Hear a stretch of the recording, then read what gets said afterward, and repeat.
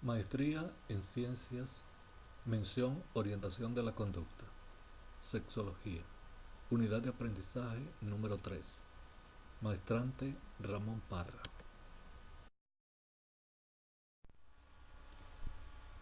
Antecedentes de la variante fisiológica del sexo y su función.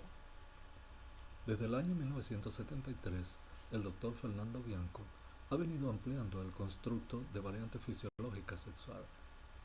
A través de la Escuela Bianco, el doctor Fernando Bianco da una clara explicación de cómo podrían ser las respuestas sexuales observadas en los seres humanos, siendo la homosexualidad la que dentro de los patrones observados se caracteriza como una expresión de la variante fisiológica y su función. Esta variante es conceptualizada como la condición de variabilidad del organismo que le permite funcionar. Obviamente los seres humanos nacemos con ciertos patrones que nos diferencian a unos de otros, pues tenemos como condición la naturaleza de variar, siendo desde esta variabilidad que presentamos una serie de rasgos distintivos, como por ejemplo el color de la piel, la estatura, la preferencia por algún tipo de comida, así como los cambios biológicos que se dan en cada individuo, producto del pulso, temperatura, tensión arterial y frecuencia respiratoria, haciendo que estos fluctúen en el ejercicio de la función sexual, razón por la que esta variabilidad, sea más o menos intensa, produzcan cambios en la erección y lubricación vaginal con respecto al ejercicio de la función sexual. Aquí se evidencia que los constructos que sustentan a la variante fisiológica del sexo y su función quedan bien fundamentados a partir del año 1990,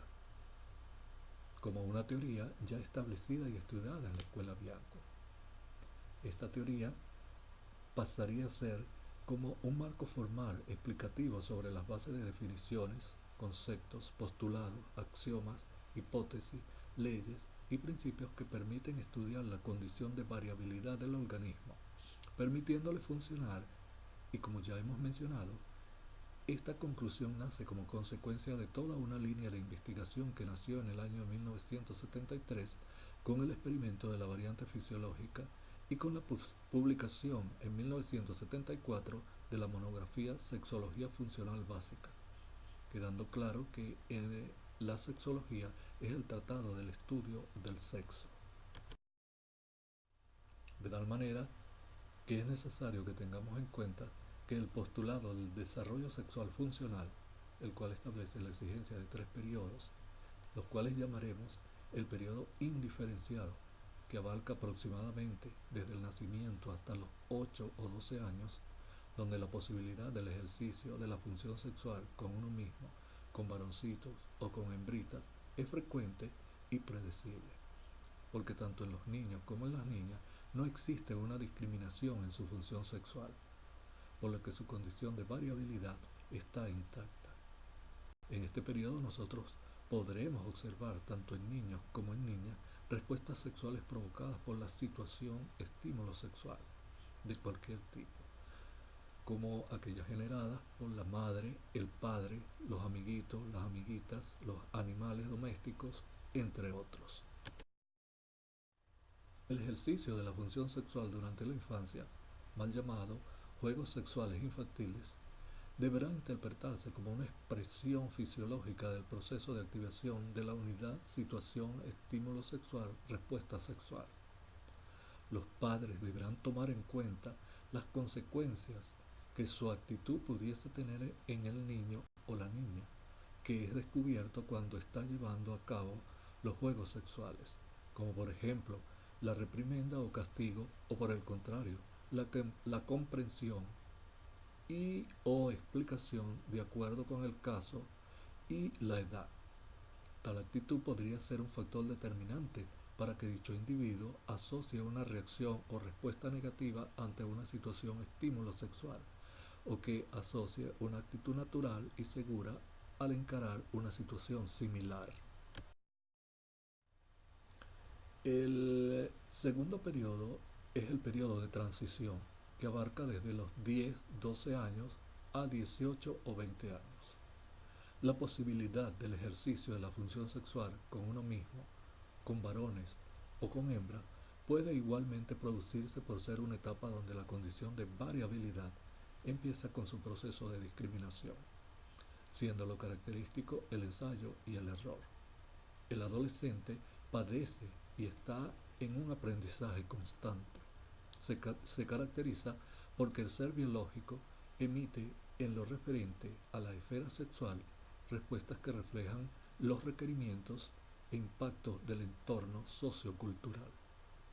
En nuestra sociedad, por ejemplo, se le enseña que deben responder sexualmente a situaciones de estímulos sexuales provenientes de seres del sexo opuesto,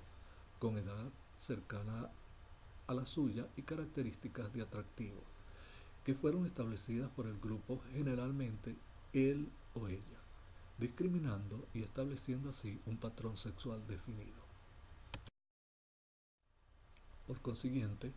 es importante tener en cuenta que durante este periodo el ser humano es potencialmente capaz de ejecutar variadas y diferentes actividades sexuales,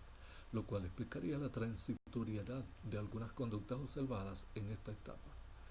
Así, este puede responder a situaciones de estímulos sexuales de naturaleza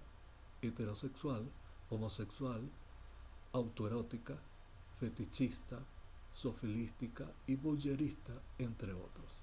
En consecuencia, la masturbación, experiencias homosexuales, heterosexuales, fetichistas, sofilísticas y muchas otras más que son observadas durante este periodo de transición son expresión del método de ensayo y error que es requerido por todo proceso discriminativo. Con todo esto, sea para bien o para mal,